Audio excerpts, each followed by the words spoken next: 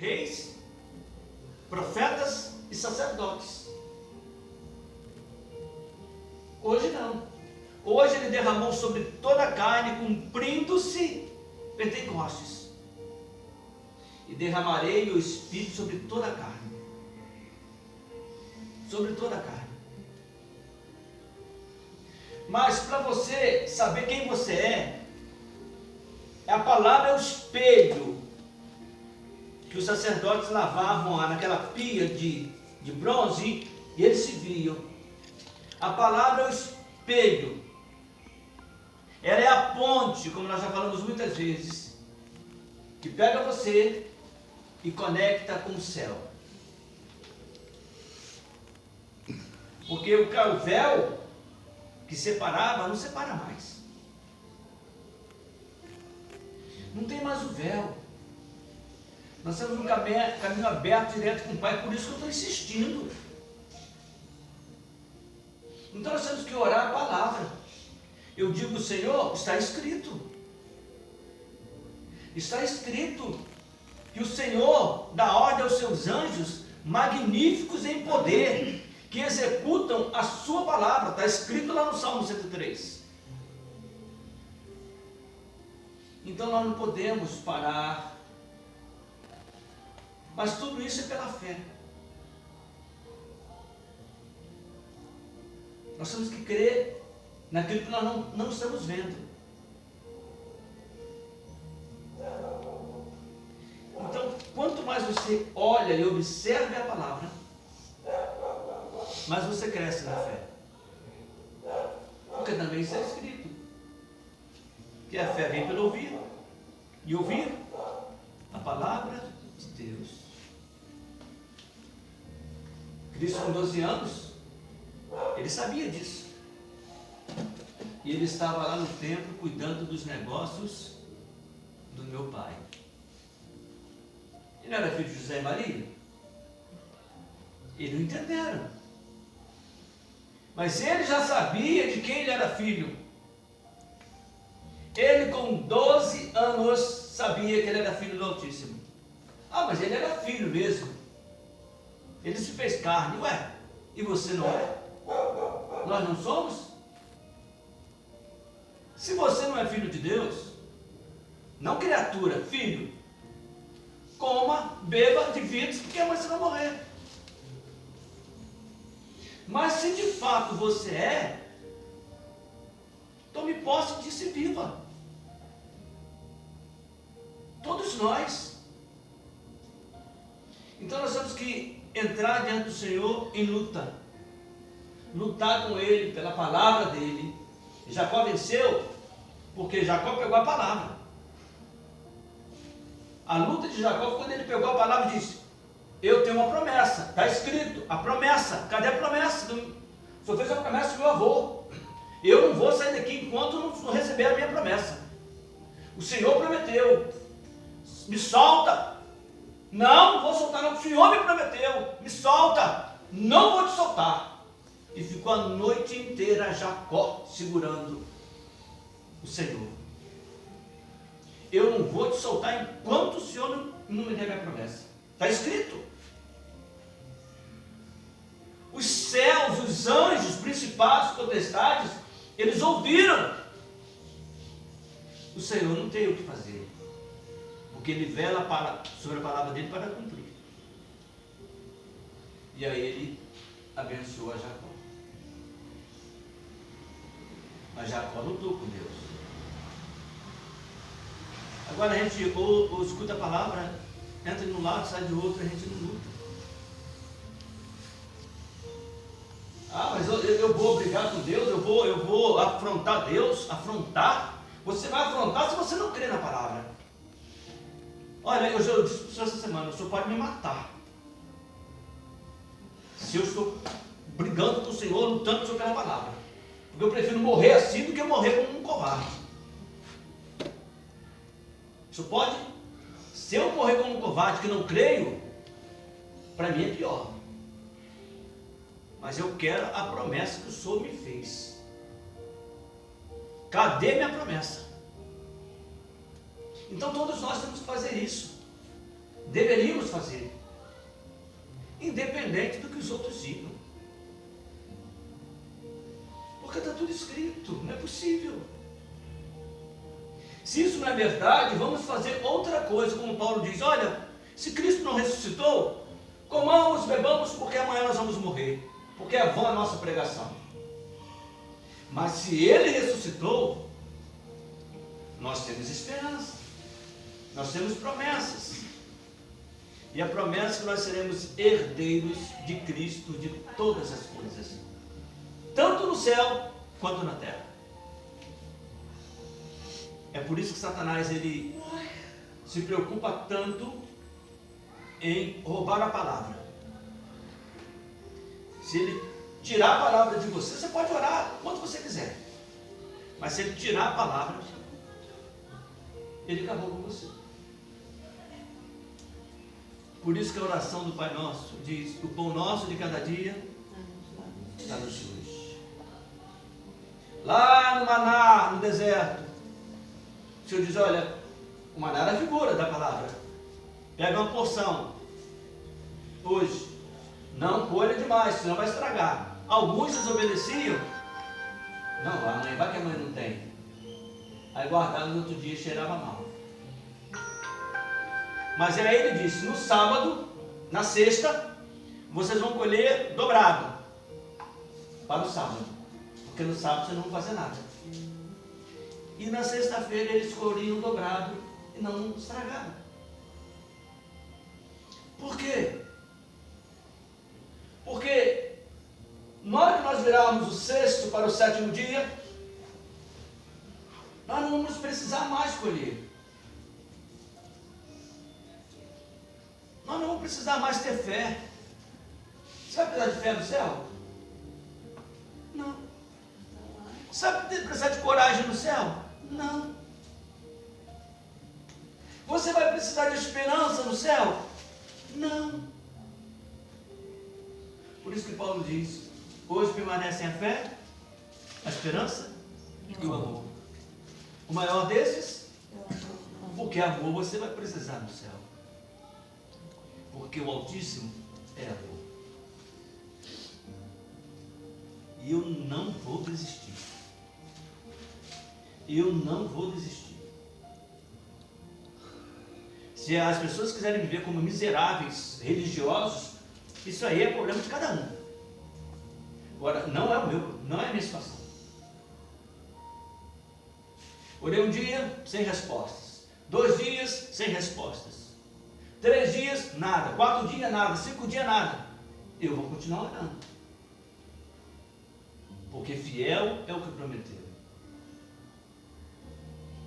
Porque também está escrito: se você for infiel, todavia ele permanece fiel, porque ele não pode negar-se a si mesmo. A palavra do Altíssimo se cumpre. Existe, sabe o quê? Nós, os crentes verdadeiros, somos o bom perfume de Cristo nos que se salvam e nos que se perdem. Por quê? Porque nós estamos falando, pregando, mas as pessoas não querem ouvir. A nossa pregação será testemunho contra essas pessoas no juízo. Pode ter certeza que a palavra do Altíssimo se cumpre na sua totalidade. E aqui, 2 Reis, capítulo 2, eu ouvi essa pergunta hoje e a pessoa ficou muito embananada para responder. E eu pensei: a pergunta é difícil. Acho que foi um incrédulo que fez essa pergunta e a pessoa ficou toda enrolada para responder. Da igreja, até falava bem, mas não conseguiu responder, porque o cara encurralou ele. E eu acho que pode encurralar qualquer um de nós. Olha só o que está escrito, 2 Reis 2, versículo 23. Eliseu. Lembrando que Eliseu, ele é a figura da igreja. Eliseu é a figura da igreja. Então subiu dali a Betel. Versículo 23, 2 Reis 2. E subindo ele pelo caminho, uns rapazes pequenos saíram da cidade e zombavam dele e diziam-lhe: sobe, calvo, sobe, calvo. E, virando-se ele para trás, os viu e os amaldiçoou em nome do Senhor. Então, 2 ursas saíram do bosque e despedaçaram 42 daqueles pequenos. Aí o moço, o rapaz perguntou ao homem que estava na igreja, o crente: você acha certo isso? Deus matar 42 pequenos? Porque esses pequenos chamou o cara de careca? 42 morreram? E perguntou para ele: você teria coragem de fazer isso? Aí o cara: eu não, mas Deus fez. Você teria coragem de fazer isso? E se isso tivesse no Alcorão, o que você diria deles, do Alcorão? E o cara ficou todo embolado. O que é o Alcorão? É o livro dos muçulmanos, a Bíblia dos muçulmanos. Ele não soube responder. Você teria coragem? E aí essa pergunta vem para nós. Se alguém te fizer essa pergunta, o que você vai responder? Difícil, né? Não é muito difícil? É. Tá certo o que Deus fez?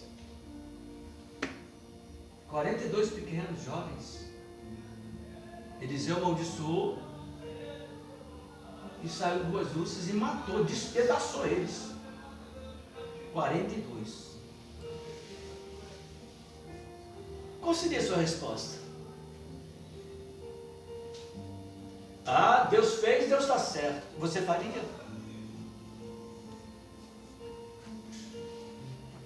Isso não. Parece fácil responder? Parece. Difícil responder. Como é difícil responder também quando falaram para Cristo atirar pedra naquela adúltera. Era difícil? Mas ele tinha uma resposta. A pessoa cheia do Espírito Santo sempre vai ter resposta. Dá para você pensar nisso? A pessoa cheia do Espírito Santo sempre vai ter resposta.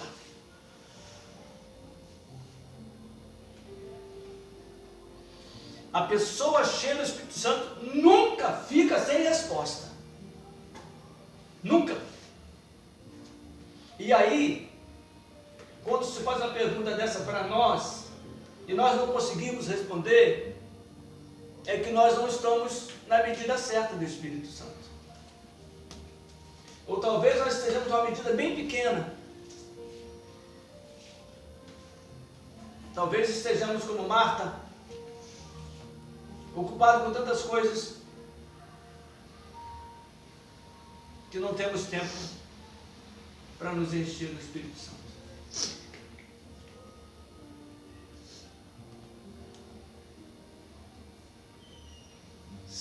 Uma pessoa cheia do Espírito Santo, ela sempre vai ter a resposta para tudo.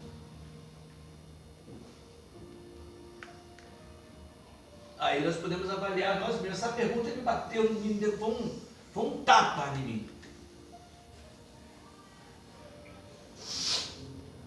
Porque os intelectuais começam a dar respostas filosóficas. É que naquele tempo, é que era costume, e eles pegam e dão as respostas didáticas assim do tempo, mas não a resposta do Espírito. Por que uma pessoa cheia do Espírito Santo vai ter a resposta? Isso nós sabemos, né? Porque uma pessoa cheia do Espírito Santo sempre tem resposta. Porque a Escritura diz: não vos preocupeis com o que haveis de dizer, porque o Espírito Santo falará por vós. Acho que foi errado, porque na Bíblia está que a gente perdoa 70 vezes 7. E Davi fez coisa pior e está lá na glória. Entendeu? O que foi errado? Acho que ele fez adultério, né? Não, Davi sim. Mas o que foi errado? matou as crianças só por chamar ele de calvo. É? Então Deus fez errado. Ele permite que faça as coisas erradas para a gente aprender com os nossos erros, não é?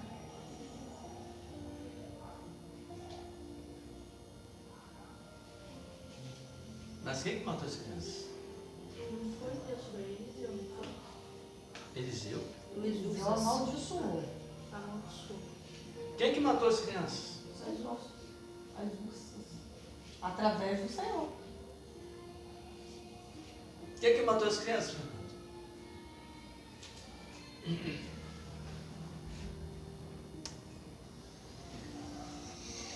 Por isso que está escrito: nós devemos crescer na graça e no conhecimento.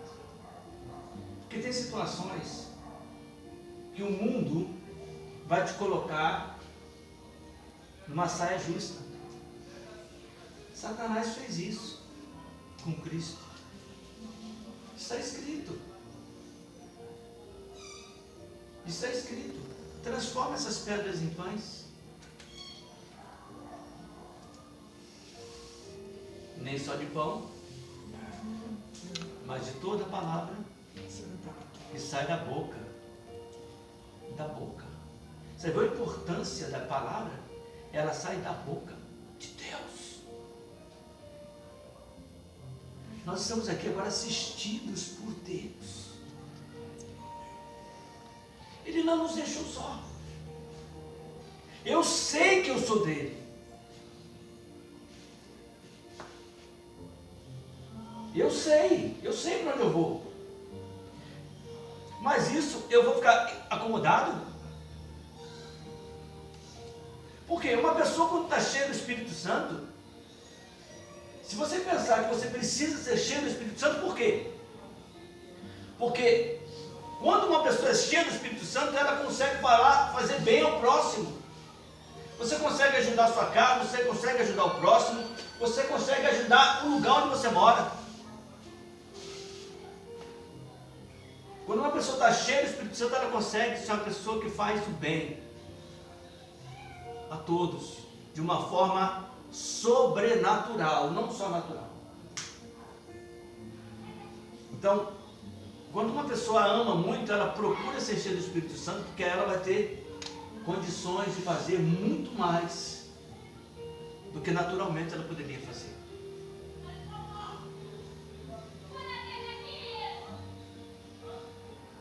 E aí fica a pergunta: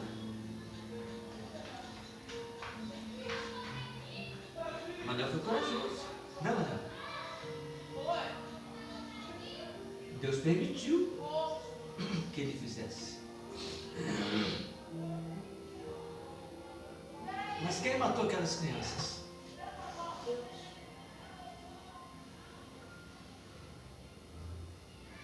Sabe que na Segunda Guerra, e nós vamos entrar num período muito pior agora, Stalin cercou a Ucrânia. Foi um ditador da União Soviética. Ele cercou a Ucrânia, algumas cidades da Ucrânia, e matou 7 milhões de pessoas de fome. Não deixou entrar comida. Jovens, mulheres, crianças, idosos. 7 milhões de pessoas morreram em 1941, 42 de fome, sem poder sair da cidade, estava toda cercada. Imagina a mãe com os filhos chorando de fome e não tinha comida, até que morresse todo mundo.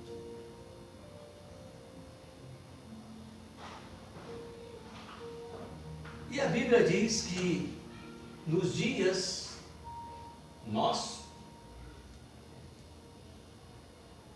vai ser muito pior.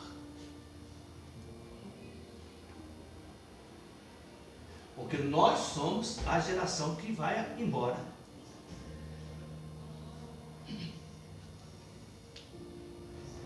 A inteligência artificial, ela cresceu tanto que agora surgiu uma tão poderosa que pega esse GPT, bota tudo no bolso. É um troço absurdo, ela faz tudo, ela sabe tudo, ela pensa tudo.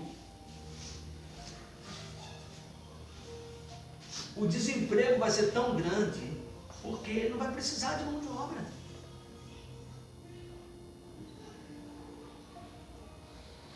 E quando eles criarem, quando eles implantarem, criado já está, quando eles implantarem a moeda digital, no Brasil é o Drex, acabou a sua liberdade. Você vai estar na mão dele. Se você não fizer o que ele quer, tranca o seu dinheiro, você não tem acesso. E se alguém fizer algum negócio com você, esse tal perde acesso. O que está por vir no mundo, a palavra que está lá em Apocalipse 3:10, para tentar os que habitam sobre a terra, essa palavra tentar é no âmbito físico, emocional, mental e espiritual. Eles vão te provar de todas as formas e de todos os jeitos quais nunca foram provados. Eles vão tentar você até que você negue, até que você renuncie. Eles vão fazer tudo. E quando nós falamos do princípio, os anjos que caíram com Satanás, que são milhões e milhões, eles estão lá nos lugares celestiais ainda. Mas na tribulação eles vão vir para a terra. Agora vocês imaginem essa terra, com esses milhões de anjos malignos, com os demônios que não são anjos,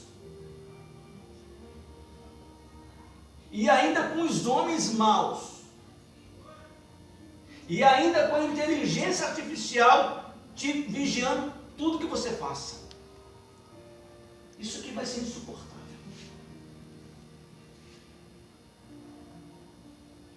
Mas os homens não acreditam. Ou até acreditam, mas acham que não vai ser agora. E eu digo, vai ser agora.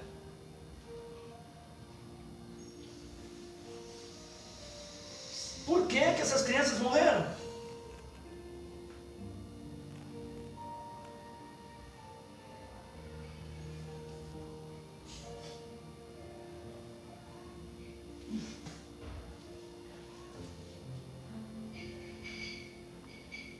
É muito fácil estar no nosso meio, né?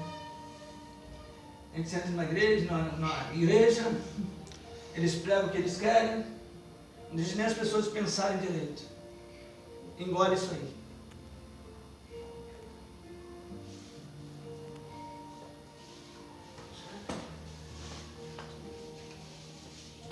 O que você diria para esse homem que botou esse cara na parede?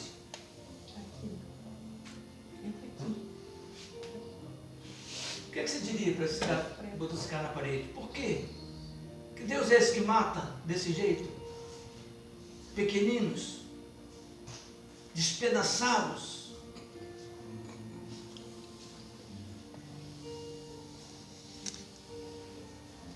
Sabe que... Pode falar, Fernando? A palavra de Deus diz que a boca fala o que o coração está cheio. Aqui, nessa passagem, Eliseu acabou de fazer um milagre, né, sarando as águas de morte daquele local. E ao sair dali, subindo para Betel, que quer dizer luz, né? É isso? Luz. Né?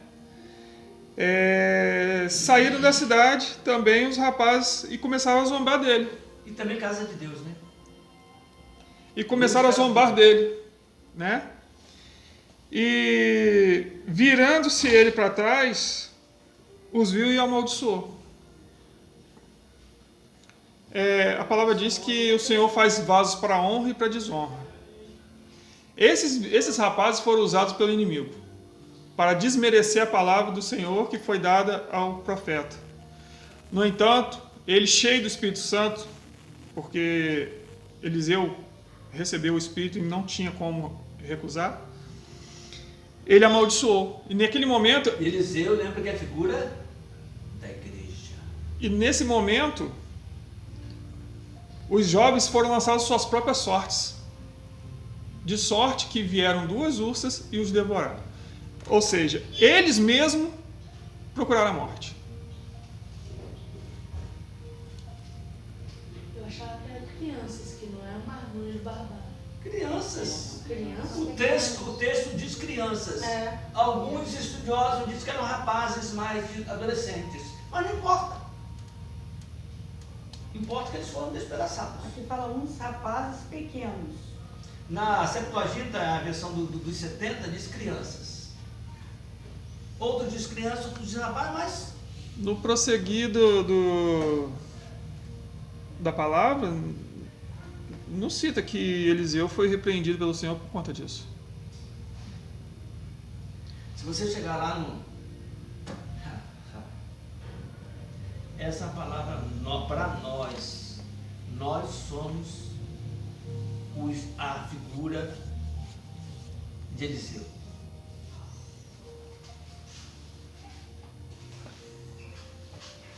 Foi você que disse isso também. Foi só Eliseu não. Eu? Todos nós. Eu não. Eu você da igreja. Reis. Olha, escuta isso. Nós somos o bom perfume de Cristo, nos que se salvam e nos que se perdem.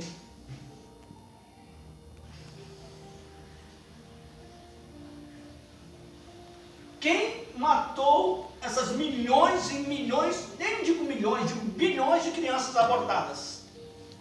Quem que matou?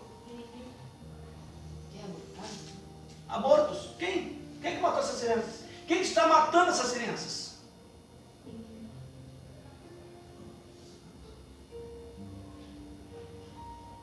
Volta lá para o Éden. Não faça isso, porque o dia que você fizer, certamente não foi Deus, não foi Eliseu, foi a desobediência, foi a maldição da lei.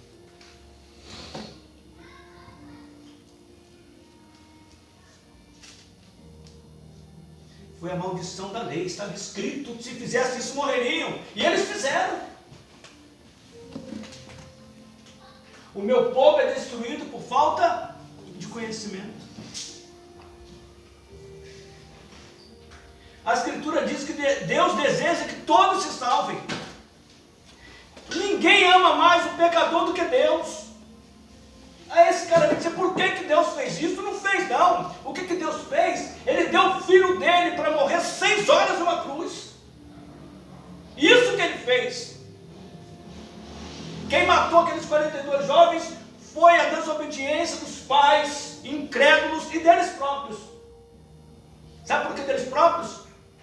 Quando eles disseram para Eliseu, sobe careca, sobe careca. E era uma desonra ser calvo naquela época. Sobe careca, porque eles sabiam que Elias tinha subido no arrebatamento. Elias tinha sido arrebatado e aquela notícia se espalhou naquela região. E sabia que Eliseu ficou desesperado procurando Elias. Aí eles foram atrás de Elias, de Eliseu, dizendo, sobe também careca, vai subir não. Começaram a zombar da palavra.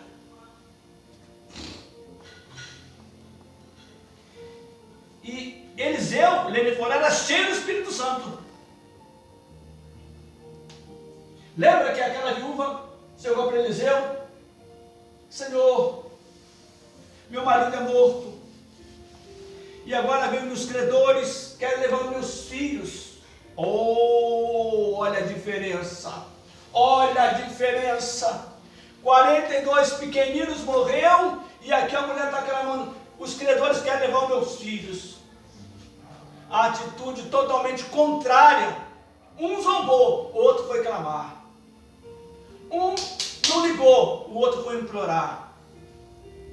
E o mesmo Eliseu disse, o que tens? Tem um pouquinho de azeite na botija. Vai, pega emprestado dos seus vizinhos, não muitos, não poucos, muitos. E despeja. Fecha a tua porta. Senhor, já despejamos, pega emprestado. Pegou emprestado, despejou. Não tem mais nada. Vende, paga a tua dívida e vive do resto. O mesmo Deus. Não foi Deus que matou. Foi a desobediência. Não foi Eliseu. Essa palavra, se você fala, ou ela vai salvar alguém, por isso que eu não refresco a palavra. Ah, você está dizendo que eu vou para o inferno? Eu não estou dizendo que você vai para o inferno, a palavra diz que você vai para o inferno. É a palavra que diz. Ah, não vou dizer que vou ofender. Você prefere agradar os homens ou a Deus?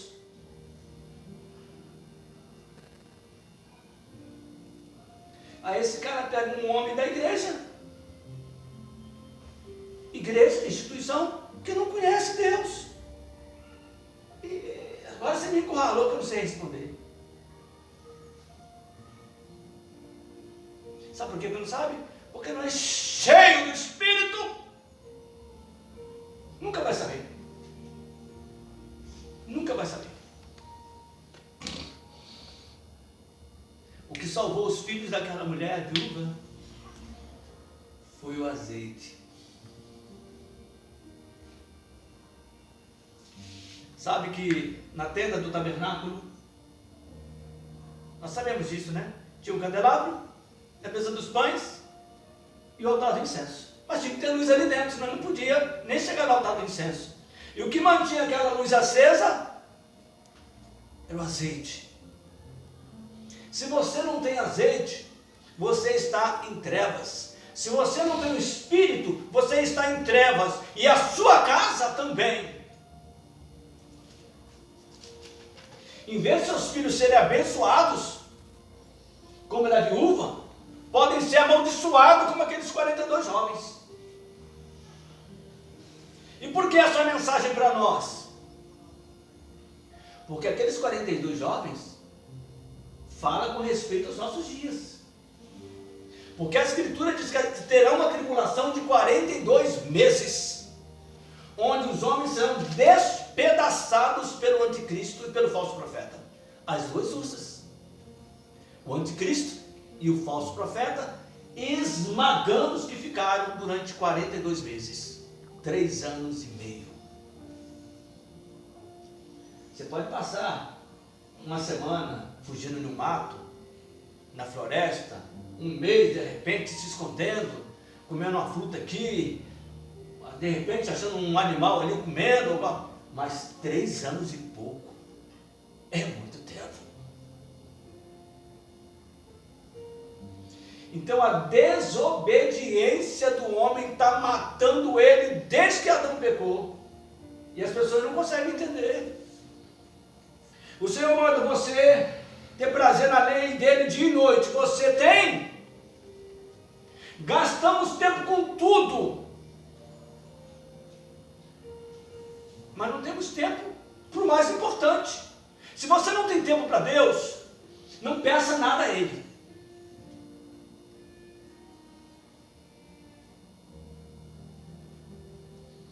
Lembra de Daniel? Quando Gabriel veio? Cara, eu andei com anjos. Eles vieram me responder oração.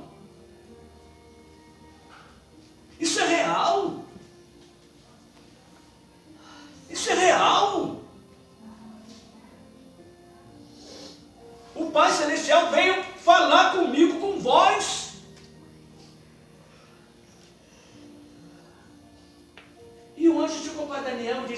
Daniel, não temas, porque desde o primeiro dia em que você aplicadamente colocou seu coração a compreender e a humilhar-te perante o teu Deus, são ouvidas as tuas palavras, e eu vim por causa delas. Eu vim por causa das tuas palavras. Eles estão aqui, são minhas testemunhas. Eu gostaria muito que um dia eles aparecessem aqui para vocês.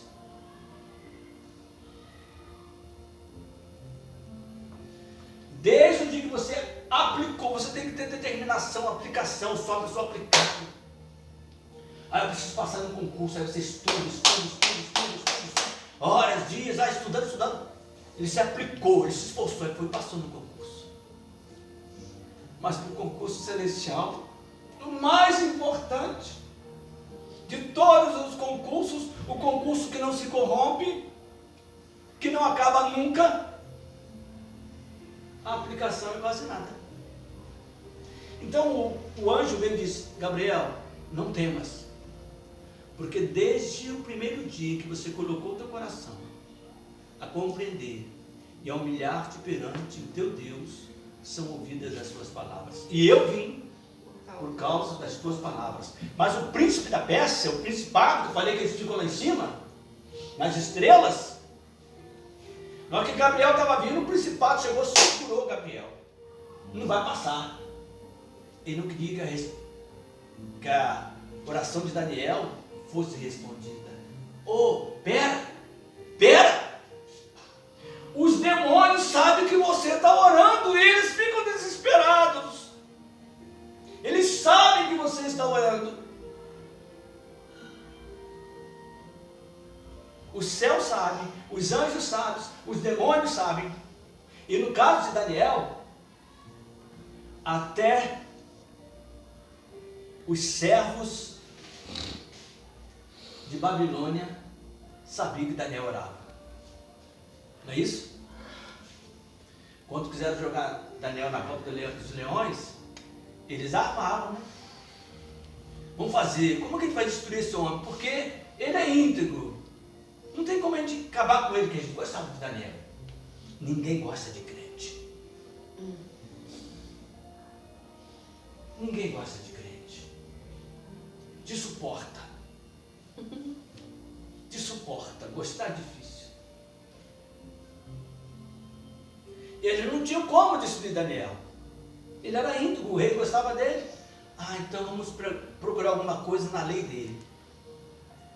Ele ora todo dia, 3 vezes ao dia, de janela aberta, lá para Jerusalém. Vamos fazer um decreto, que alguém orar a outro Deus durante 30 dias que não for ao rei, que seja jogado, despedaçado na cova dos leões. E chegou para o rei inocente. Viva rei, passamos o decreto que durante o período de 30 dias, se alguém fizer outra petição a outro Deus, a não ser o Senhor, seja despedaçado na cova dos leões. E o rei tranquilão falou: tudo bem. Aí daqui a pouco eles vieram: viva rei! O decreto foi feito pelos medos e persas, que não pode ser anulado, que se alguém adorar outro Deus, a não ser o seu Deus, o Senhor, durante 30 dias, que seja jogado na cova dos leões. Sim, é verdade essa palavra? É verdade. Pois bem, Daniel, teu conselheiro, está orando 3 vezes ao Deus dele. Aí o rei pesou o coração, porque gostava muito de Daniel, e procurou tentar salvar Daniel, mas como a palavra já estava dada, e não tinha como salvar Daniel. Aí mandou que trouxesse Daniel.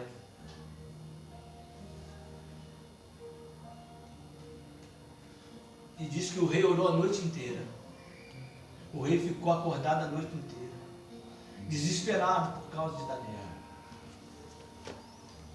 E trouxeram música e comida. Não, leva tudo daqui. Daniel foi jogar na cova dos leões. De manhã cedinho, clareou o dia, ele foi lá: Daniel, por um acaso, o teu Deus, que você continuamente serve, poderá ter te livrado da boca dos leões? Viva, rei! Que o meu Deus achou inocência em mim e nada sou culpado. e fechou a boca dos leões quando enviou o seu anjo. Tirou Daniel da cova dos leões, não tinha nada. Os leões já eram gatinhos. Pegou aquelas pessoas que acusaram Daniel, ele e suas famílias, e jogaram eles na cova dos leões. Eles não tinham nem ainda descido. E já foram devorados. Quem matou aqueles homens? Foi Deus? Desobediência. Portanto, se hoje ouvirdes a minha voz, não endureçais os vossos corações. Vocês estão ouvindo a voz do Senhor? Não endureça o coração. Não é Deus. Deus é amor. É justiça. Por quê? Ele colocou uma lei. Quem escolheu a queda foi o homem. Quando está tudo errado na sua vida, isso aí quem escolheu foi você. Com raríssimas exceções, quando Deus permite que você seja aprovado, raríssimas exceções. Ele permite que você seja provado, porque lá na frente ele vai te dar muito mais. Foi o caso de Jó. Jó tinha 10 filhos, ganhou outros 10, ficou com 20. Jó está no céu hoje, não com 10 filhos, mas com 20. Porque o Senhor salvou os primeiros 10 de Jó.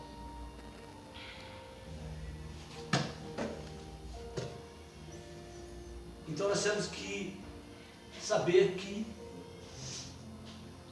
a obediência é a coisa mais importante. Não fazer como Saul. Vai lá, acaba com tudo. Aí vem Saul, vou matar esses bezerros gordos, esses carneiros gordos, vamos fazer uma oferta ao Senhor. Nem que oferta nada, nem que nem um churrasco. Eles queriam comer carne. Vem chegando Samuel e o que é isso? É que nós trouxemos aqui uma festinha para o Senhor. Acaso Deus se agrada em sacrifícios? Obedecer é melhor do que sacrificar. E a desobediência é semelhante à feitiçaria.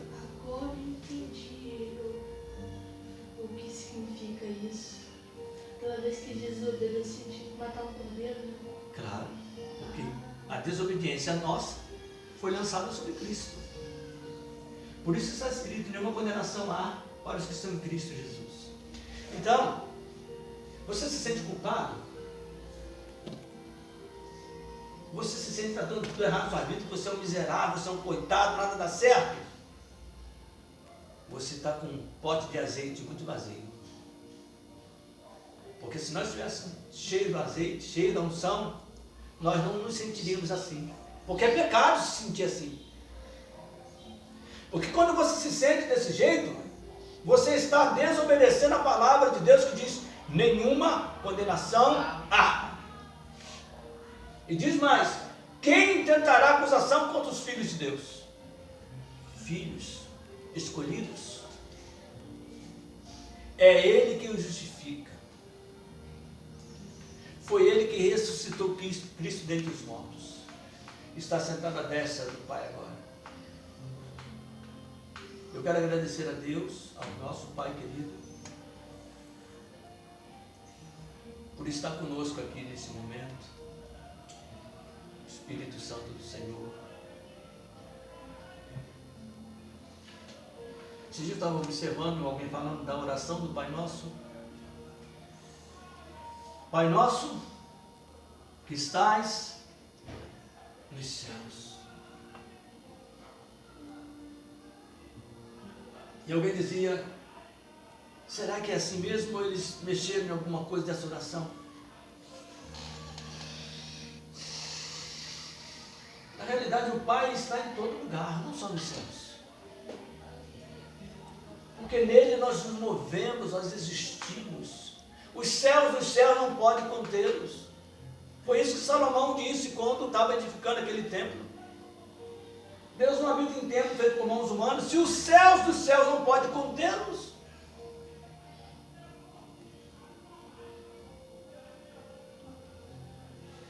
Então é através da palavra que você vai conseguir ser cheio do Espírito Santo.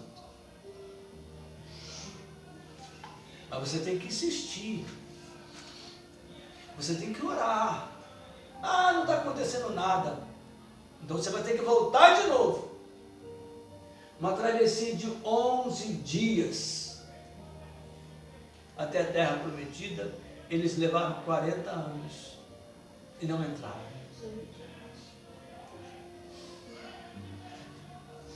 O Senhor fez muitos milagres com aquele povo. Mas eles continuavam incrédulos. Por que eles continuavam incrédulos? Porque o Senhor colocava a provação. E na hora da provação, eles esqueciam da bênção. Na hora da provação, você vai esquecer da bênção? Então você só quer bênção. Não puderam entrar por causa da incredulidade.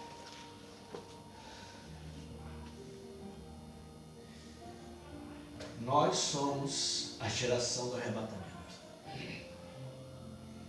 Está tudo correndo muito rápido.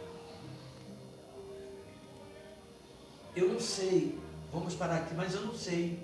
Tem um homem que está governando, tramando, ele está por trás das cortinas, isso aí é oficial. Eu vi no jornal Globo essa semana, ele está por trás das cortinas, tentando um acordo de paz. Ele é o que está encabeçando, ele não aparece. Mas ele é o que está costurando. E tem dois na realidade. Um é Jared Kushner, e o outro é o príncipe saudita. Que eu creio que um desses dois é o homem do pecado.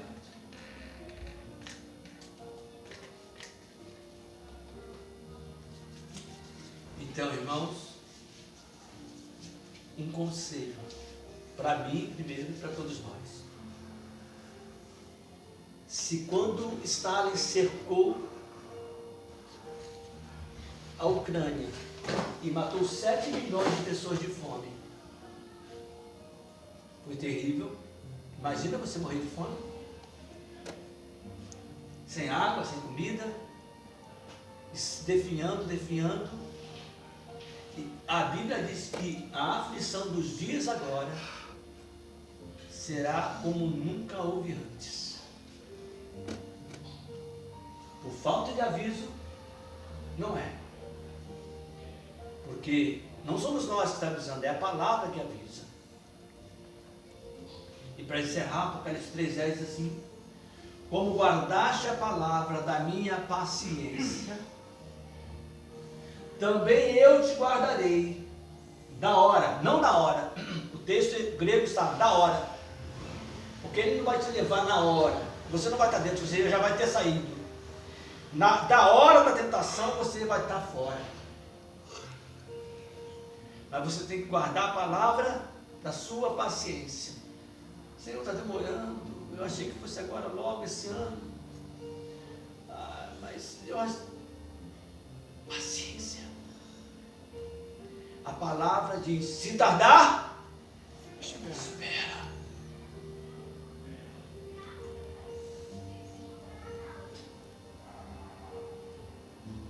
O arrebatamento está muito próximo.